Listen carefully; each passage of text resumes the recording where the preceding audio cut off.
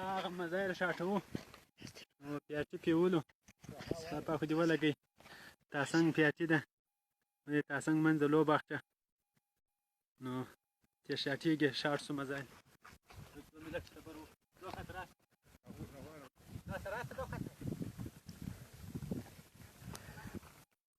څنګه دا د روان ده کار دی پیرې وکړو چې شاټېږي دا خطر هسې نو دغه مزایل ده طالبان په خپله جوړوي اوس انشاءالله 2 میلیټ کې دا پیاچېږي کېنئ